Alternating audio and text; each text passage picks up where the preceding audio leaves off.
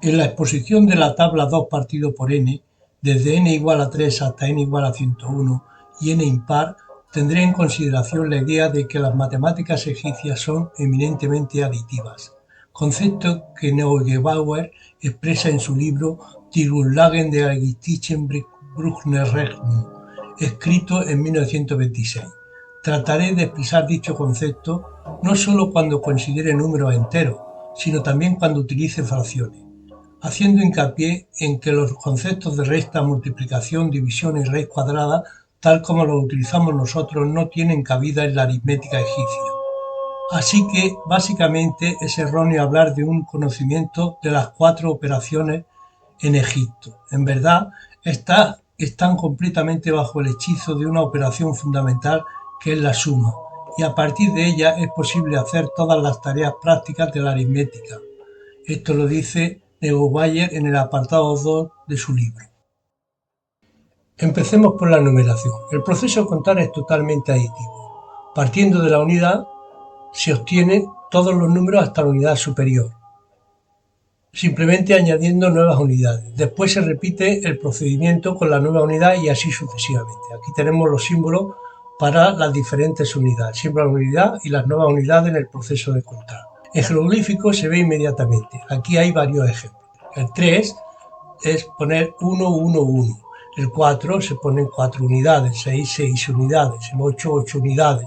Así hasta el 9. Después pasamos a la siguiente unidad y con ella la repetimos 9 veces hasta llegar a la siguiente unidad. La volvemos a repetir hasta obtener la siguiente unidad. La repetimos otra vez hasta llegar a la siguiente unidad. Repetimos hasta llegar a la siguiente y así sucesivamente. Aquí, por ejemplo, tenemos 36, que son 3 unidades de decenas y 6 unidades. Aquí tenemos el 208, son 2 unidades para el 100 y de centenas y 8 unidades. En el ático, jeroglíficos deformados por la brevedad se distorsionan, pero sigue siendo evidente los mismos ejemplos anteriores. Por ejemplo, el 3, ya vemos la deformación, o así, para el 4 prácticamente es una copia, pero aquí rápidamente lo convierte en un pequeño trazo. Para el 6 prácticamente una copia y aquí es un pequeño trazo, repetir. 3 ver el 8 son 2 trazos.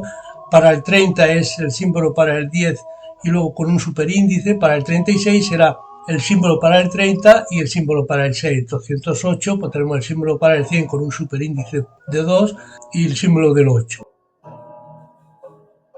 Los símbolos para decenas, centenas, millares, etc. no se pueden ver como un proceso multiplicativo, sino como simples subíndices o superíndices que indican la cantidad de veces que se repite. Por ejemplo, el 300 no se puede ver como 3 por 100, sino como el símbolo del 100 3 veces indicado por el superíndice.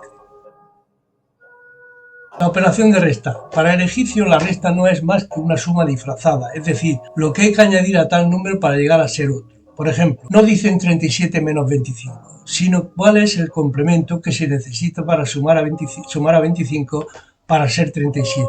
Incluso tienen una palabra especial SKM para designar complemento. La operación de multiplicar. Primero nos ocupamos del significado de duplicar para los egipcios. No es como nosotros pensamos multiplicar por 2, sino simplemente añadir la misma cantidad a la que ya tenemos, es decir, un proceso aditivo. En segundo lugar, la multiplicación por 10 se ve como una simple sustitución de los símbolos por símbolos de unidades superiores. Por ejemplo, 36 por 10 será pasar de estos símbolos, o sea, 6 unidades y 3 decenas, a 3 centenas y 6 unidades. Es decir, las unidades son sustituidas por decenas y las decenas por centenas. Veamos un ejemplo sacado de un texto egipcio, de las tablillas del Cairo, de lo que nosotros llamaríamos multiplicar 13 por 24. Aquí tenemos el esquema en hierático, aquí lo hemos pasado a nuestros números y veamos un poco el proceso. Apunta el número 1 y el 13. Multiplicar por 10 es simplemente sustituir, aquí duplica y lo que hace es poner esta cantidad al lado de la otra, aquí vuelve a duplicar el 1, le sale 26, aquí duplica otra vez el anterior y le sale 52. La suma es 260 más 52, que es 312, eso es el resultado, y aquí tenemos el 20 y el 4. Se encuentra el resultado 312 sumando los números señalados con las marcas, que he señalado en color rojo, cuya suma es 312, que corresponde a 24. Como vemos, todo el proceso consiste en duplicaciones de un factor y de la unidad, también de las sustituciones al operar con el número 10. El principio básico de este método de cálculo está estrechamente relacionado con la representación de los números mediante la escritura. Partiendo de la unidad se obtienen todos los números hasta la unidad superior. Simplemente añadiendo nuevas unidades, después se repite el procedimiento con la nueva unidad y así sucesivamente. Esto lo dice Neubauer en el apartado 2 de su libro. Aquí el factor 13 y 1 se duplican o se utiliza la sustitución por la unidad de mayor. 1 pasa a 10 y 13 pasa a 130. Y este proceso se continúa hasta que se alcanzan suficientes sumandos cuya suma sea el otro factor, es decir, 24, 20 más 4. La suma de los números que están al lado de los marcados es precisamente el resultado, 312, igual a 260 más 52. Este algoritmo tan simple vemos que no sobrepasa el proceso aditivo. Los egipcios lo nombraban mediante la palabra que significa poner o colocar. La operación de dividir. Tampoco la división, tal como nosotros la entendemos, es una operación distinta para los egipcios, que siguen nombrándola con la misma palabra utilizada para el proceso de multiplicar, y la obtiene mediante un algoritmo que se basa en las duplicaciones y las sustituciones. Tomemos un ejemplo de los textos egipcios. Esta pertenece a la tablilla del Cairo. De lo que nosotros entendemos por división de 320 entre 7. Aquí está el texto en erático, lo hemos traducido nosotros a nuestros números y aquí la explicación. Primero coloca el divisor 7 y la unidad. Después hace la sustitución de 1 por 10 y 7 por 70. Duplica y vuelve a duplicar, duplica el divisor y la unidad y vuelven a duplicar. Suma los números marcados con la barra. 7 más 280 más 28 igual a 315. El resto es 5. Por tanto, el cociente entero es 1 más 40 más 4 igual a 45.